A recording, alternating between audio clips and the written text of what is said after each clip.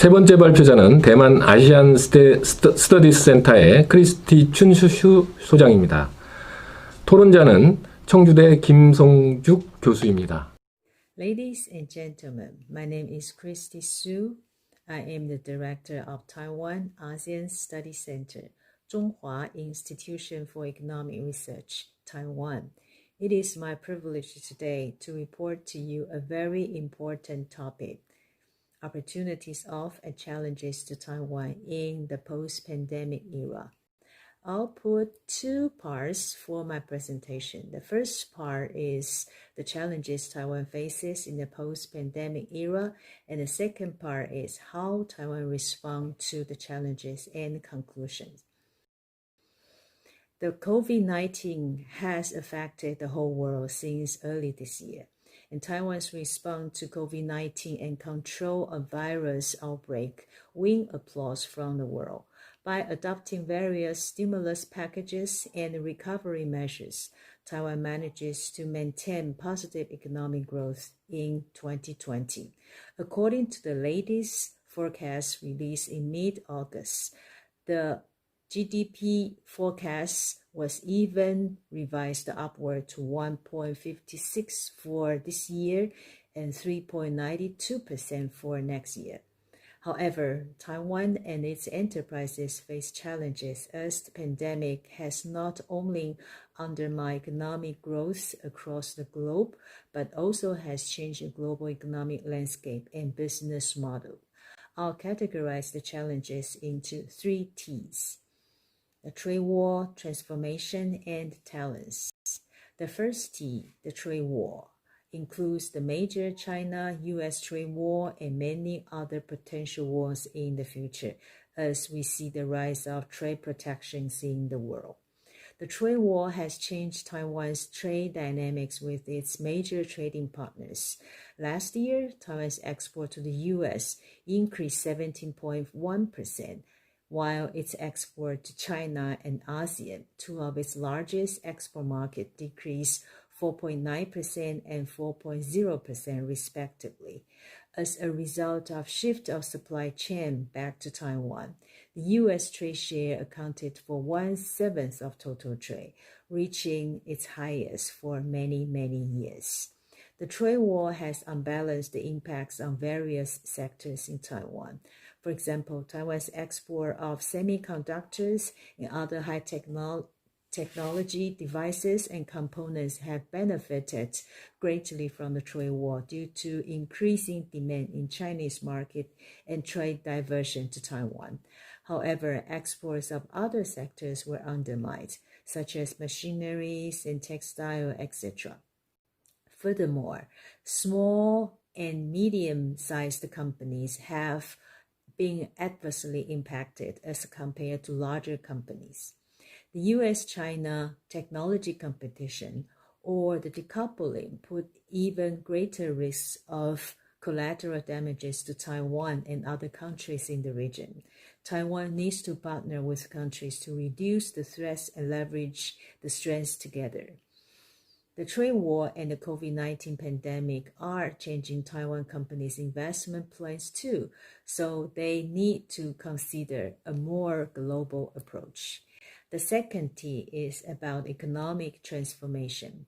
Taiwan has developed an export-oriented, manufacturing-based economic development model for decades.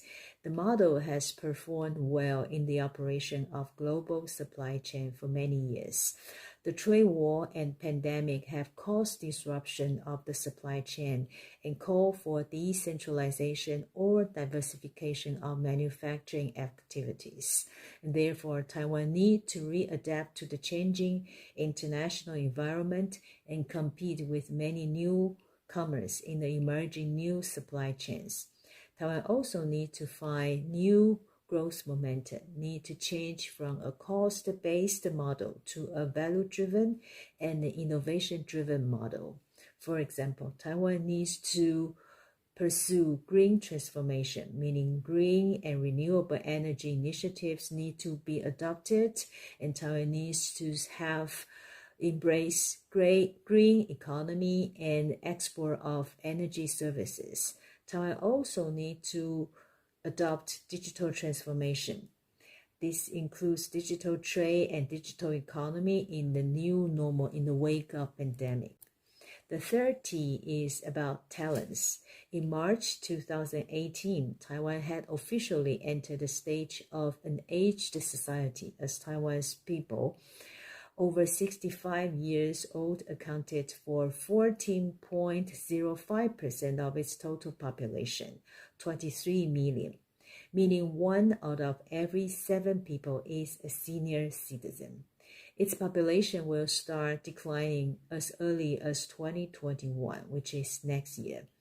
By the year 2026, Taiwan will become a super-aged society where at least 20% of its total population are 65 or older.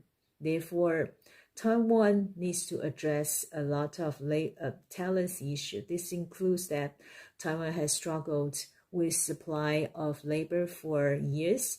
Taiwan also needs to develop abundant and high-quality human resources and innovative talents when the country moves toward a new development model. The government is expected to adopt a national strategy to address both demographic and economic development needs. Now, about the trade war.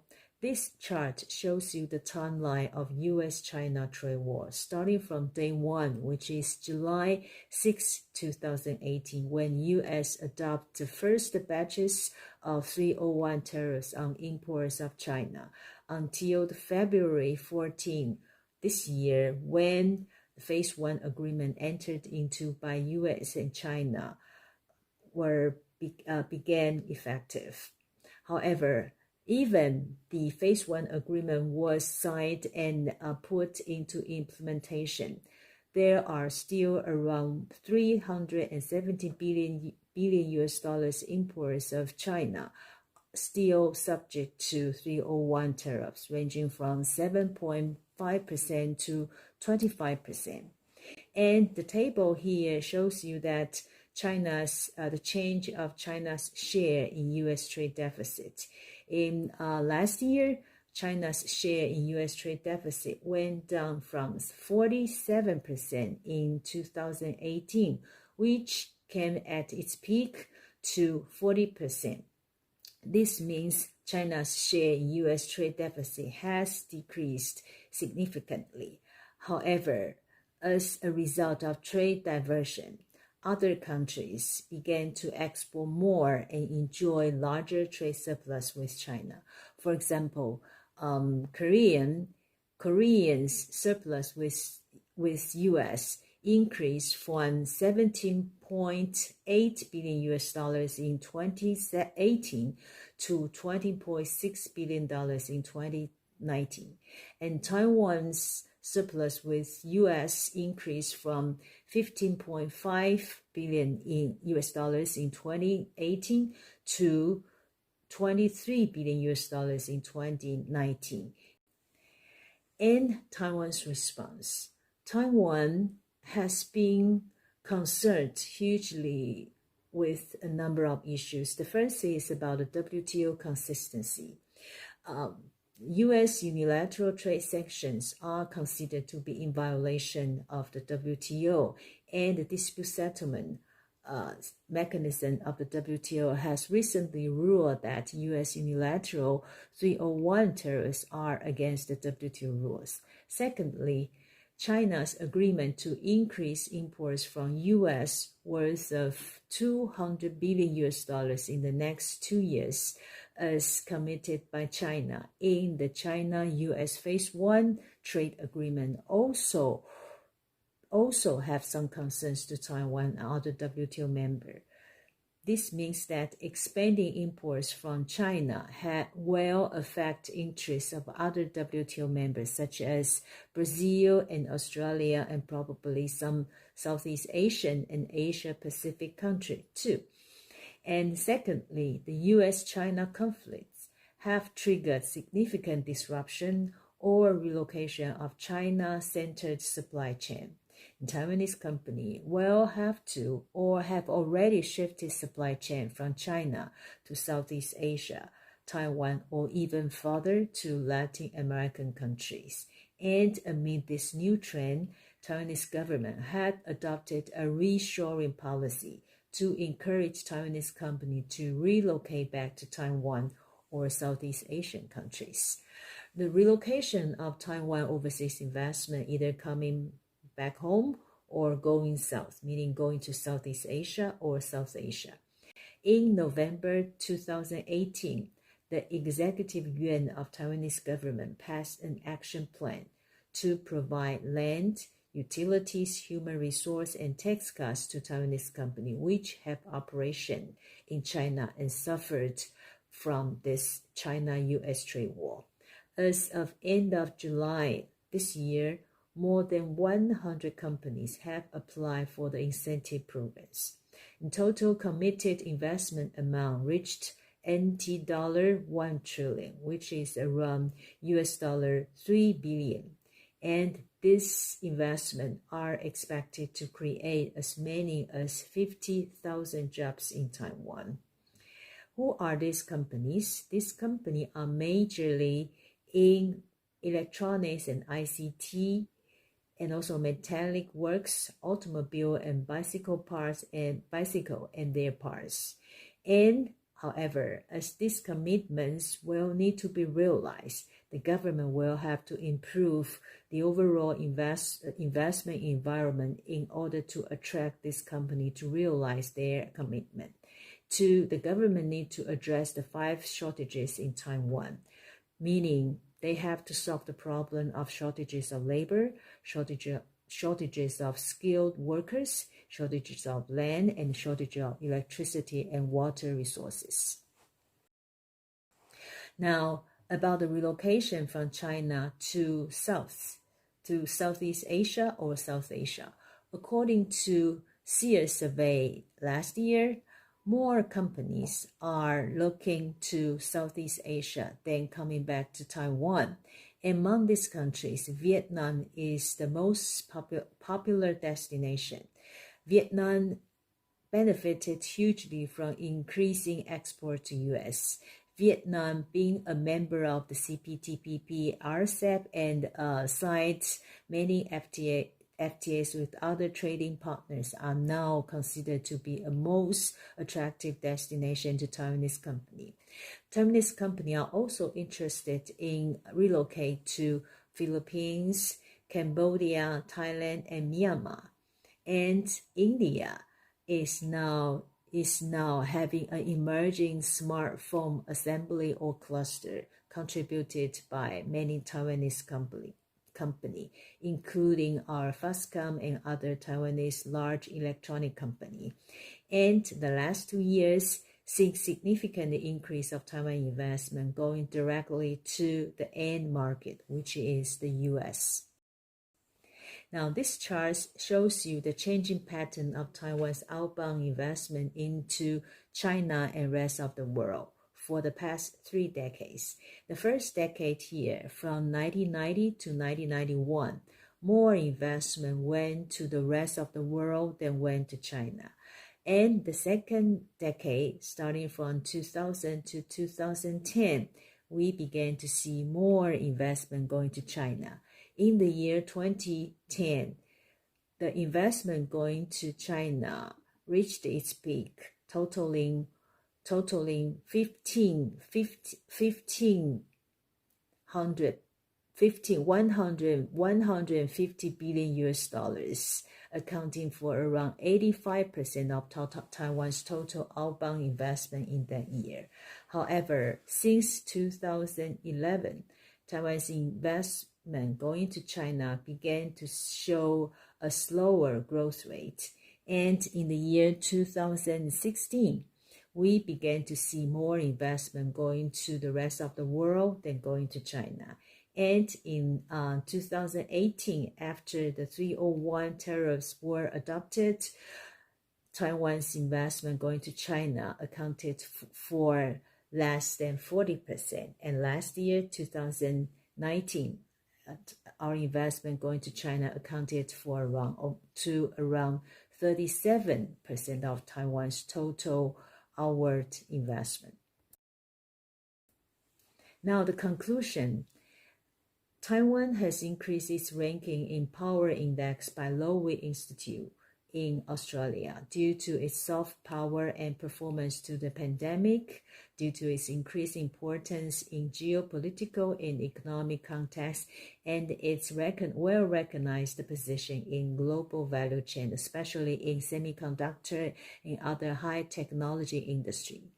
Most Taiwanese companies believe the U.S.-China rivalry will continue in the future, and these companies need to adapt to the new normal in the post-pandemic era. Taiwan has played a vital role in China-centered supply chain, now need to strategize its role in the increasingly decoupling world economy. According to my institution survey in early last year, more than 60% of Taiwanese companies with operations in China will or are already planning for new investment in other parts of the world. The rate significantly increased after the COVID-19 outbreaks. Taiwan needs to reduce economic dependence on China while maximize and diversify economic benefits from China and rest of the world. Taiwan also needs to promote itself as a hub of high value-added industry and an island of smart manufacturing and a green economy. So all these are the challenges Taiwan faces, and Taiwan needs to find more partners to go to the way of diversifying and also further develop in the challenging world. So this ends my presentation. Thank you very much. Hello everyone, my name is Songju Kim. I'm a research professor at Research Center for the Political Economy of the Northeast Asian Railway, Cheongju University. I'm majoring International Area Studies, China, especially Transportation Infrastructure Policy. I'm so pleased to be able to attend this conference, and I'm very honored to discuss Director Christie's great presentation, opportunities for and the challenge to Taiwan in the post-pandemic era. Taiwan is showing the most successful economic response, along with its successful response to the COVID-19. The good performance of Taiwan economy is also a result of diversifying the China-centered economic structure that has been underway. Taiwan has consistently carried out the Chinesizations in the external economy. Companies that have entered China are returning to Taiwan and are moving their overseas plans to Southeast Asia. East Asian countries as well as Taiwan are slowly weary rather than economically dependent on China. Some predict that the resulting regional rebalancing will reduce economic dependence on China. As a result, Taiwan economy is losing export to China and Asia, while export to United States and other regions are increasing. But the U.S.-China economy war, especially the confrontation between U.S. and China over the hegemony of the forest industry, also pose a number of difficult tasks for Taiwan. The worsening trade war between the U.S. and China and deepening economic decoupling are adding to difficulties for Taiwan as well. This is an unfavorable external environment for Taiwan, which has an export-oriented economic structure. In addition to the global supply chain turbulence caused by the COVID-19 calls for diversifications of Taiwan economy structure. Since 2019, the U.S. and China competition has led to a showdown between the US and China with the cyber round, Huawei round, and data round, followed by the COVID-19 round. However, there have been signs of technological competition between US and China since the early 2000s, and some analysts say that there were signs of decoupling even before the US and China strategic competition emerged. As a result, the government is expected to speed up the reorganizations of the international industrial structure based on the fourth industry, along with the contractions of free trade. COVID-19 crisis is expected to send shock waves beyond the 1997 East Asian economy crisis or the 2008 global economy to the global political economy. The role of a company is important because the ongoing structural change in the economic supply chain is attributable to specific industry and specific issue rather than to the state. This is because decoupling of a supply chain is part of cooperative strategy and varied from industry to industry. So there is a limit to the state's intervention. Therefore, as the Director Christ says, the reorganization into the fourth industry will be accelerated in the future due to the new energy industry, the decrease in the working populations, and the change in the economic structures to cope with the aging society. Not only Taiwan, but also Korea should actively cope with these changes. In this regard, the change in Taiwan economy structure has many implications for the Korean economy. I sincerely thank Director Christie for taking this precious time for sharing Taiwan experience. To the end, I think close cooperations and exchange are necessary between Korea and Taiwan. Thank you for listening. Thank you. 네 번째 발표자는 오토노마 대학교의 미구엘 산토스 에브스 총장입니다. 토론자는 마켓 인텔리전스 앤드 컨설팅 인스턴트의 크리스 흥 부원장입니다. Hello. I would like to, first of all, thank the organizers, the Asiatic Research Institute of the Korean University, for the kind invitation to participate in this conference and share some ideas on the impact of COVID-19 on the free trade order. This is, of course, a conference of utmost interest insofar it deals with the impact of COVID-19 crisis on different dimensions of international system. So I'll try to look at the free trade system and what kind of implications the COVID-19 crisis might have on the future developments. Let me share.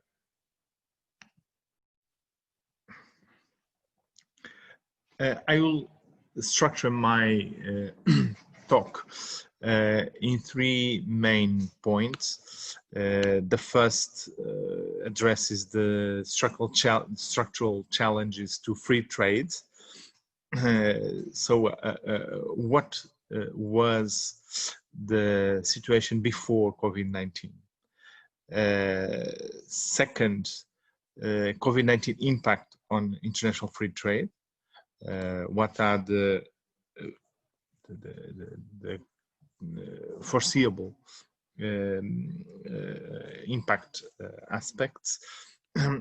Thirdly, I will offer some perspective scenarios uh, which will somehow try to address the the uncertain nature of the outcome of COVID-19 crisis. And finally, I will offer some conclusions.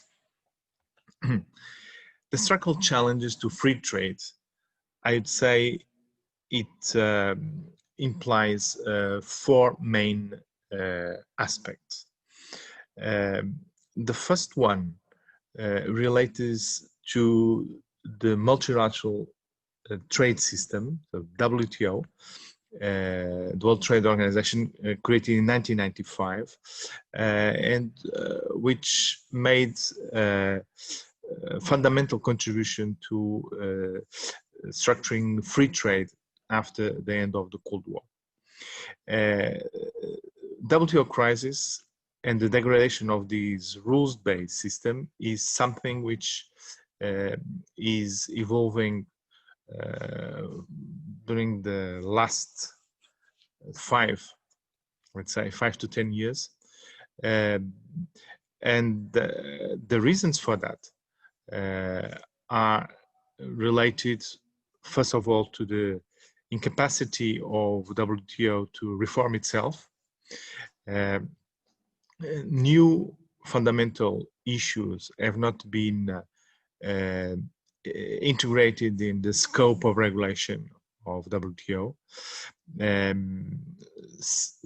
One clear example is e-commerce. E-commerce became increasingly important in world trade, but in spite of the creation of a working group on e-commerce, WTO has not been able to deliver a framework to deal with this phenomena.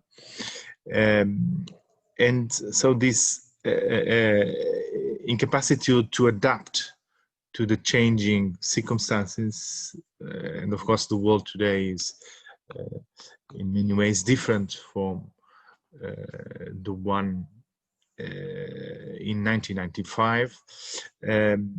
This led to less credibility. Secondly, we have a specific problem regarding the functioning of the dispute settlement system. It is now in a paralysis situation because the appellate body has ceased to function since December last year. It requires a minimum of 3 judges to function, and because of the US veto, no judges were designated to join the appellate body, and therefore it cannot work. So there are no reviews of the decisions of the panels. The appellate body is critical to consolidate WTO jurisprudence. So in that sense, the system is now in a crisis situation, which undermines WTO credibility. And of course, the US-China trade war effect has created a new obstacle to try and achieve WTO reform. Somehow it became dominated by the two contradictory perspectives on the future world trade system, and these two perspectives could not agree on a common ground to push forward WTO reform. A second structural challenge concerns the concentration of economic power and the emergence of increasingly powerful economic and financial conglomerates, TNCs and transnational conglomerates. What is today clear is an increasing share, say the majority of international trade is now transnational corporations. 2/3 of world trade is related to global value chains controlled by TNCs. This was one of the conclusions of 2019 Global Value Chains Development Report, conducted jointly by WTO, OECD, World Bank, and other institutions. Another dimension of these unprecedented conglomerate power is the financialization of global trade. This financialization, which implies that trade operations are increasingly conducted through offshores, this undermines free trade and comparative advantage theory, which is upholding free trade rules. Financial speculation affects exchange rates and fuels trade imbalances.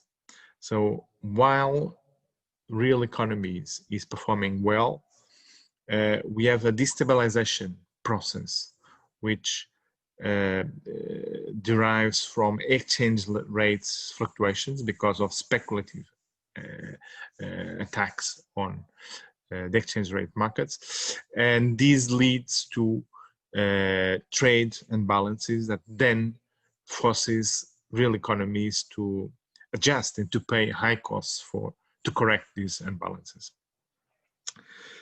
The third structural change is, of course, the strategic competition between the G2, US, China, which involves clearly geoeconomic war.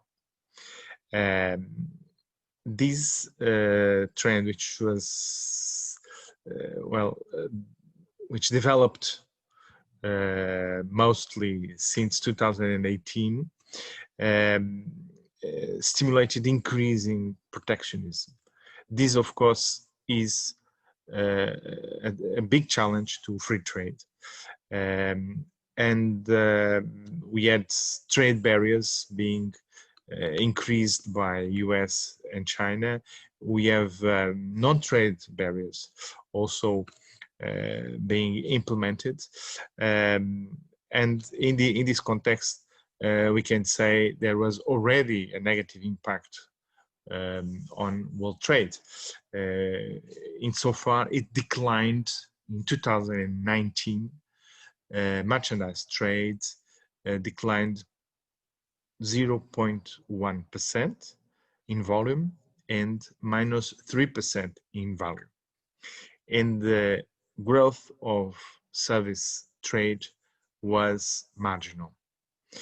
So before COVID-19, we had already a negative trend in world trade because of the impact of the West-China trade war,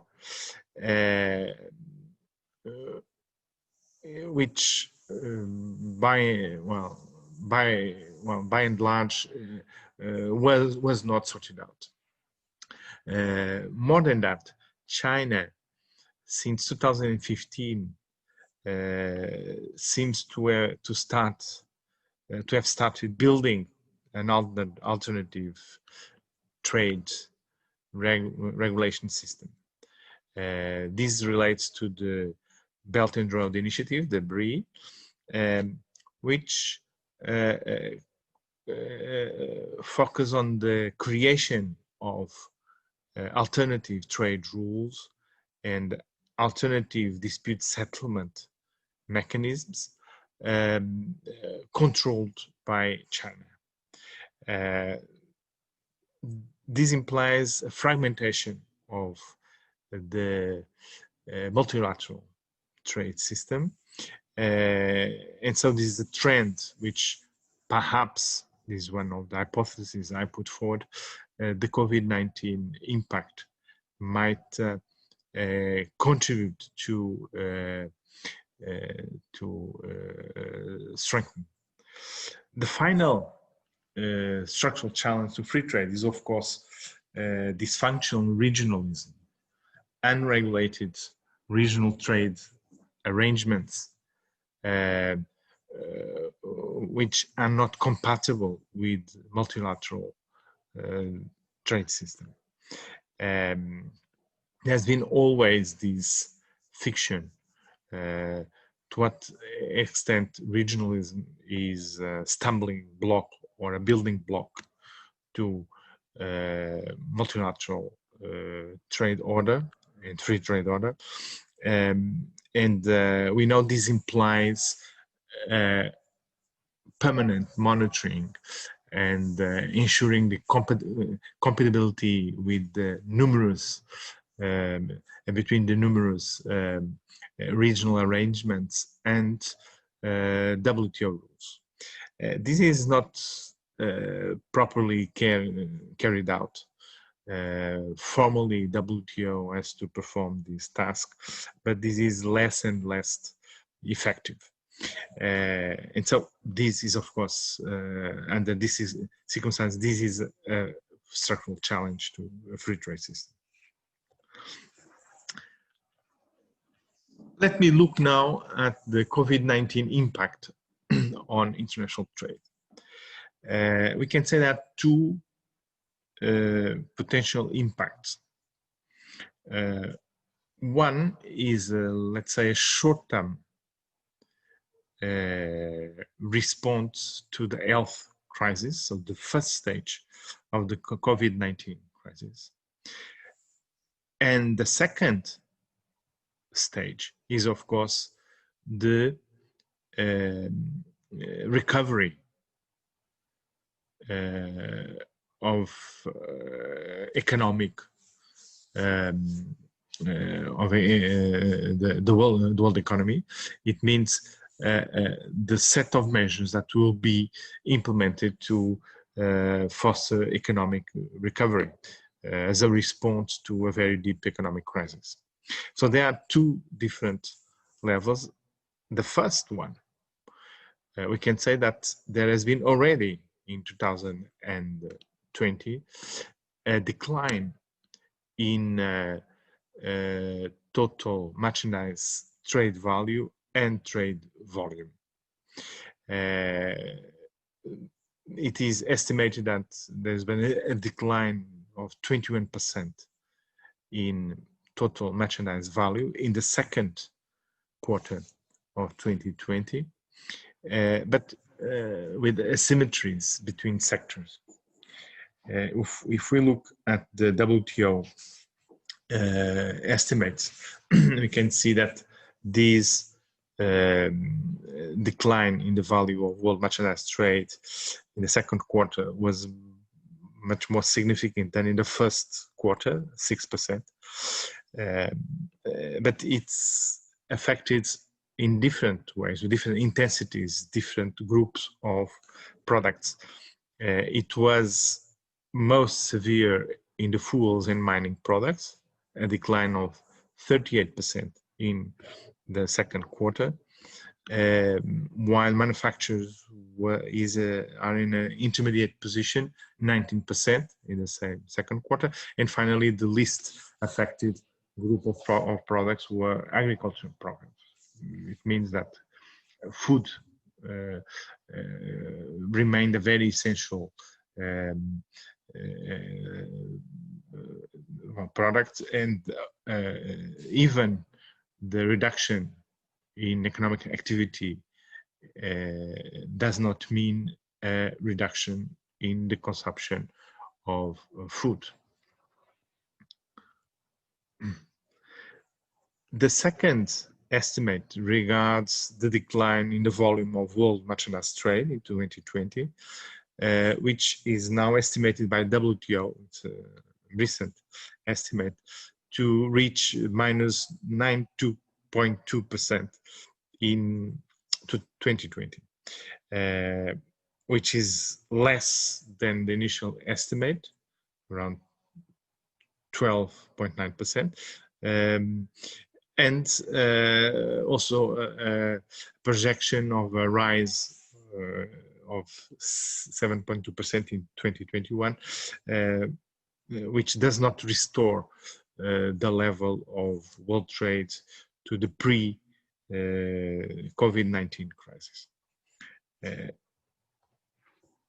What is interesting to note in this estimate is, of course, this global estimate of a decline in world merchandise trade of 9.2%, but this affects in different ways different regions. So there is also asymmetries between regions. The most affected one is North America, followed by Europe, and then South and Central America.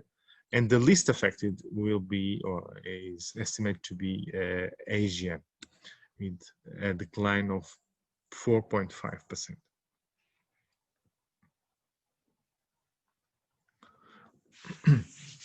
A second impact of COVID-19 crisis regards the increase in protectionism. As I mentioned before, there was already, as a result of the US-China trade war, increasing protectionism in world trade since 2018. However, the COVID-19 crisis has accelerated this trend, and we can see from the International Trade Center data, market access map, recently produced, we can see that until October, 98 countries had implemented 183 restrictive measures on exports, prohibition or licensing of food and medical supplies exports, and on imports. So it means that the reaction to the health crisis, in particular in what relates to food and medical supplies, has already led to implementation of protectionist measures. Besides this classical protectionism, so barriers to classical trade in goods, there has been also an increase in what is called the new digital protectionism. So also in relation to e-commerce, there has been new barriers which imply that the digital divide is now playing a very important role in terms of access to e-commerce. The third impact concerns the more complex procedures that have been implemented, for example, concerning health and safety control, and higher costs associated with the changes in trades, bureaucratic procedures. This reversed the trend of progress towards greater trade facilitation, simplification of procedures, tends probably to be temporary. So we cannot say this will last beyond what we can say the most severe period of COVID-19 crisis, but led also to rising prices affecting consumers, particularly in a period where purchasing power is declining. A fourth important impact regards significant expansion of e-commerce. E-commerce was already growing very fast previously, but COVID-19 crisis has accelerated to very, very significant level this expansion of e-commerce. We have no data, global data on e-commerce transaction, of course, but if we look at the US example, the US online retail forecast, for example, confirms that online retail sales were estimated to reach nearly $750 billion in 2020, so until now, which implies a 25% growth in relation to 2019.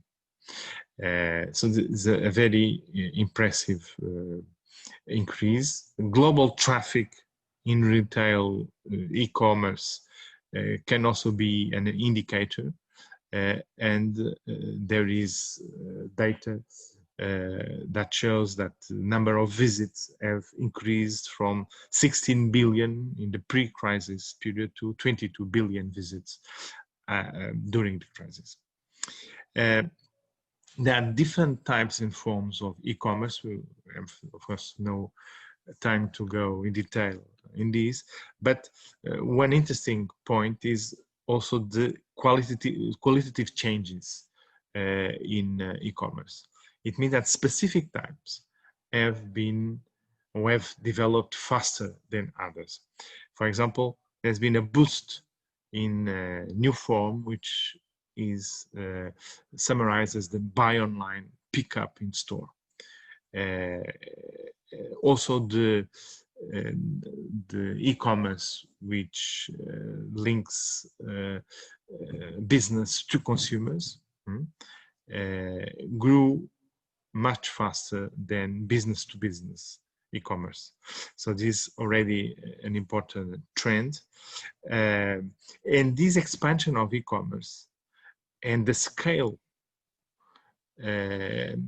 involved led to further market concentration. And these are important implications for global trade. So digital giants of e-commerce grew stronger. Amazon, Google, JD.com,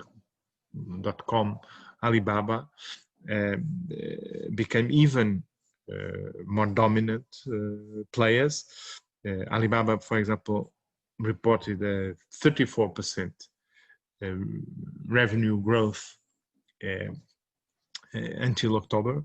So this means that market concentration has important implications for the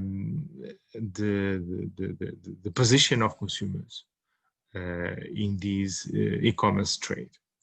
The expansion of e-commerce raises also important issues for the free trade system. Why? Because up to now, this area has not been properly regulated by WTO. There's been a lot of obstacles to reach a framework to deal with the e-commerce. There's a discussion if the general rules of GATT and GATT apply, and of course there are some rules that apply, but the new forms and the new reality of digital trade requires a new instrument, requires a specific instrument which has not been approved. So it means that as these increases, while classical trade, traditional international trade declines, we have a problem, which is this is less regulated than classical trade. At the same time, it's much more difficult to measure, to measure transactions on e-commerce. So this also affects fiscal systems, and in terms of the consumer rights, of course, it raises a lot of questions regarding, for example, the protection of privacy of consumers. And so the fact that we have here a long-term trend, so this rise in e-commerce, it's not only a temporary trend. Many observers agree that is a long-lasting, and COVID-19 has very clearly boosted this trend, and because it is one of the less regulated areas of world trade in terms of the multilateral system, this implies that free trade and other specific principles, namely fair trade, which implies that the benefits of trade can be somehow equitably distributed. This is, of course, a much more difficult objective to achieve. The fifth trend or impact relates to the aggravation of WTO crisis and adding some more obstacles to reform. These might not be the impact on the longer term, but so far it has implied well, the inability to address the issue of WTO reform. So COVID-19 crisis and the fact that the focus of attention is turned to national systems, to many other, well, to the health crisis problem, meant that the efforts to reform WTO have been declined. Appellate body paralysis is still a reality. It is critical for dispute settlement system and for the credibility of the multilateral trade system. It ensures the enforceability of trade rules. And more than that, it contributes through the creation of jurisprudence to previsibility.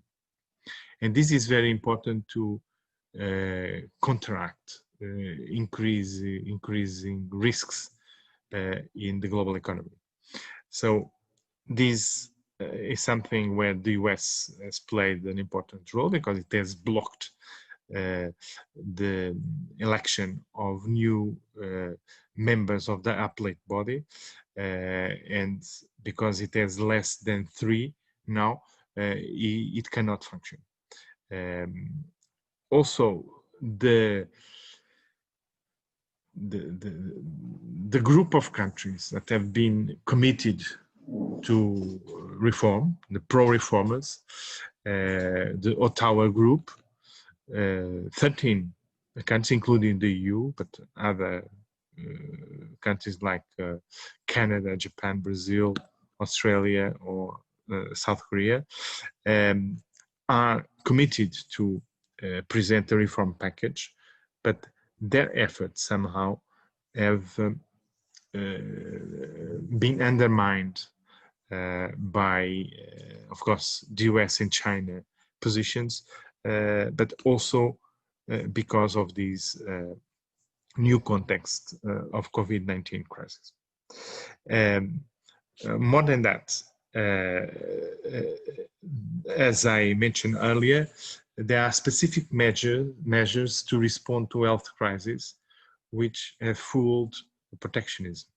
So this has added up to the already pre-existing trend, and more obstacles to reform. But I would argue that the most complex issue regards the support strategy to economic recovery in the next 2 to 3 years, because it raises new problems to WTO and to the free trade system.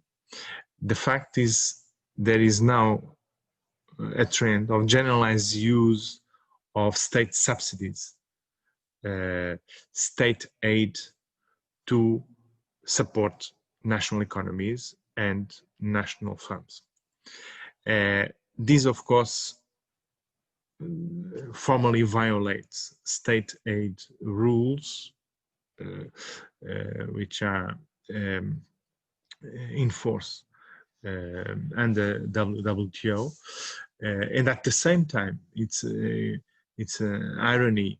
It reduces pressure on China regarding its own state aid practices, which have been so much criticized and the object of controversy in the last few years. And where lies the problem? There are two issues that have to be considered. The first one is the fact that even if temporary derogation of rules, state aid measures are admitted, this has to be somehow subject to some rules. You cannot have completely free use of state aid measures. There must be time limits, there must be reciprocity. It's important to set limits and control abuses. Some common rules have to be agreed. Otherwise, there will be a surge in disputes and tensions within WTO. And this issue of state aid is for some time already at the center of WTO dispute settlement activity. Just recently, WTO decided on the state aid to Boeing given by the US government. It considered this aid as illegal and authorized the EU to impose retaliation measures. These can be extended to many other sectors and to many other countries, unless there is a set of rules that will make this possibility to derogate state aid rules on a fair basis. The second problem is, once it is implemented and consider that national interests will get organized around these subsidy programs, there will be a lot of resistance to dismantle the program in the future. So how can we ensure the return to WTO rules? How to ensure that this temporary derogation does not become permanent? Because this is a very serious setback to multilateral free trade. And there are two obstacles, difficulties here. One is it possible to ensure a synchronic dismantlement? Because no country will be willing to dismantle this state aid if other countries do not do the same thing at the same time. And another additional issue is, of course, the political dynamics in many states, where you see a political radicalization, the increasing influence and increasing electoral success of far-right nationalistic parties, which of course will create a lot of problems to a return to WTO rules. So this is not an easy problem. And I see in this longer term issue one of the most complex questions to be addressed by WTO. Of course, it is very uncertain what is the final outcome of COVID-19 impact on free trade. And because it is uncertain, I think we should look at the different possible scenarios. And I just proposing 3 basic scenarios. One, which I call the best case scenario, where you will see successful reform of WTO, strengthen and more regulated global trade. So more regulated globalization, you can say. And this assumes that COVID-19 crisis, the depth of economic crisis, will provide an impetus to WTO reform. The capacity for WTO members to round up in order to achieve common objectives, and then of course assuming that a reformed, efficient and credible multilateral trade system is a very critical condition for economic recovery. These will probably be made easier if we have a new US administration after the November elections, if the US and China tensions will somehow be played down, and probably in the 2021 WTO conference we'll see some progress. So if WTO in a, let's say, in a swift and successful reform manage to adapt to new circumstances and regulate new issues, these might not only strengthen free trade system, but also pave the way to a quicker and more sustained economic recovery. Well, in scenario 2, so-called the worst case scenario, there will be no reform. WTO will remain unreformed, and you'll see nationalism and protectionism to become predominant, leading to deglobalization.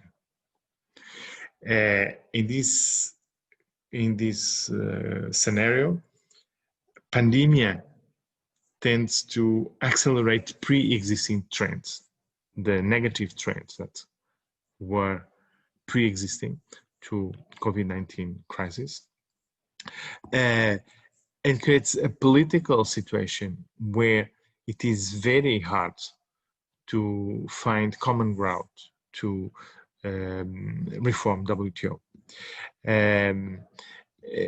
State aid, in this case, will remain for longer than than is desirable.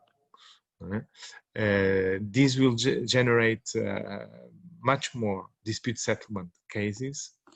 The crisis will persist, and we'll see national protectionism to predominate. Even taking into account what I mentioned before, the political dynamics that are now developing in some societies, like, of course, for example, the case of the European Union, where you see these far-right nationalistic parties coming to power, right, in some countries, and this will, of course, make economic recovery not only slower but much more painful. I'd argue there might be a third scenario or intermediate scenario, and in this scenario, I think the trend will be for a consolidation of regional trade blocs. WTO will engage in a very slow reform, which will be oriented much more to minimal interregionalism regulation, and this produces what we can say partial deglobalization. This mixed scenario sees the coexistence of some free trade within cross-border and intra-regional trade, in contrast with protectionism in inter-regional trade. If regionalism becomes stronger, this will marginalize WTO, and free trade will, of course, be limited. Right? We'll have not a global trading system, but a set of regional trading systems which have inconsistencies between them, and then it's difficult to find some basic rules to regulate the relations between these different trade blocs. I would say that there is political pressure on the part of China, because I think China prefers this scenario. She's not interested in a strong global WTO, operating under rules that are in collision with China's state capitalist model. So a trade bloc approach will be favored, one in which China has the ability to set rules and to benefit the most from the operation of the system. So it's difficult to say what will be the scenario, the most probable scenario, but I think scenario 2 is the least probable, because it will mean chaos in the international system, and at least we see that fundamental, influential players have been or tried to rule out this scenario. But there are many factors and variables that are not completely controlled. Yeah? So we'll see between scenario 1 and 3 what will prevail. So let me now move to the conclusions. And the conclusions are very simple. First one is that COVID-19 crisis has a short-term negative impact on international trade. It has already led to decline in trade volume and value in 2020 due to a decline in output, but it has also contributed to an aggravation of the pre-existing trends of rising protectionism, crisis in the multilateral trade system, and the unregulated e-commerce. Secondly, economic recovery, which will be different from the first phase of responding to the health crisis, will largely be based on state aid, which will undermine global multilateral trade principles and rules. And this raises fundamental questions about temporary derogation, how to ensure it does not become more permanent, how to make sure that there will be a return to multilateral rules, particularly in a context of rising political radicalization in many countries. The most important impact on free trade depends on the impact on WTO reform, in my view. To what extent the COVID-19 crisis will directly provide an impetus to WTO reform, or on the contrary, will constitute a new impediment to WTO reform. I discussed three different scenarios. In one of them, the best case, COVID-19 crisis and the depth of economic crisis which we will follow will provide a positive context to a successful and swift reform. However, there are still many obstacles to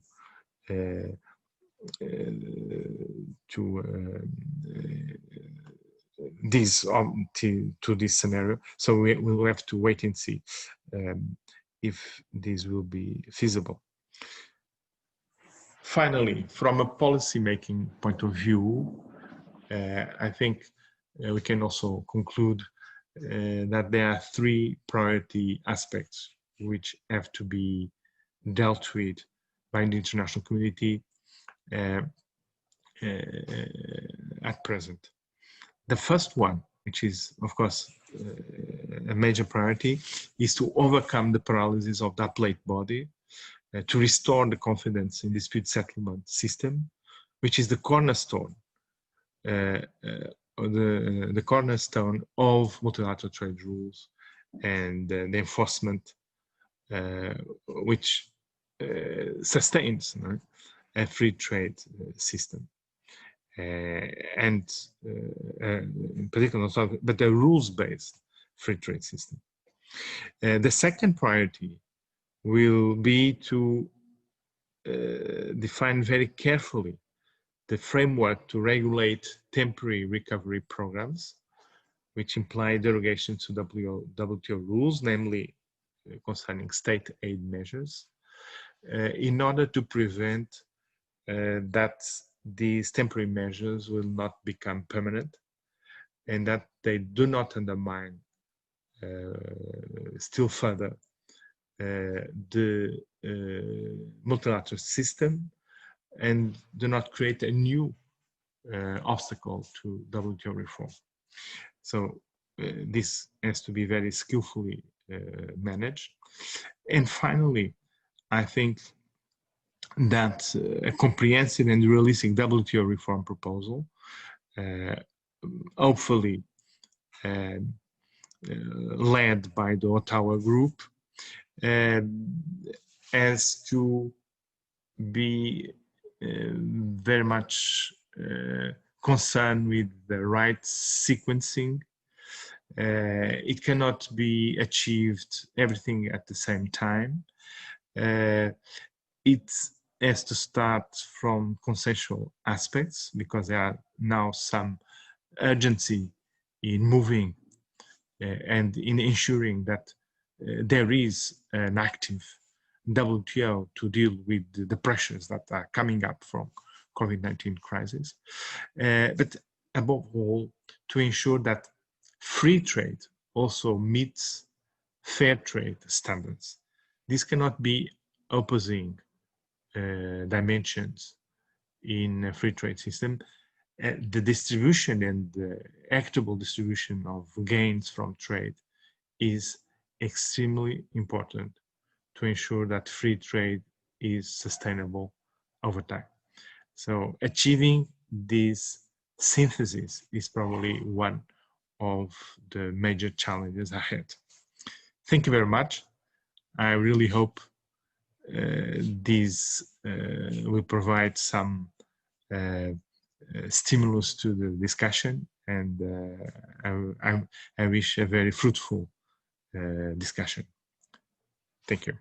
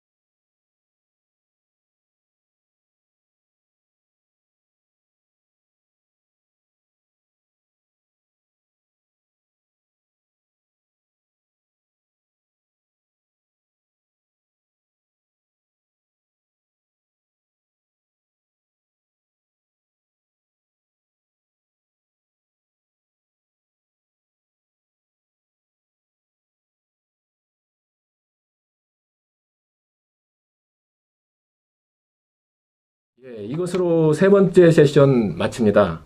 완성도 높은 발표와 진지한 토론을 해주신 발표자와 토론자들에게 감사의 말씀 전합니다. 고맙습니다.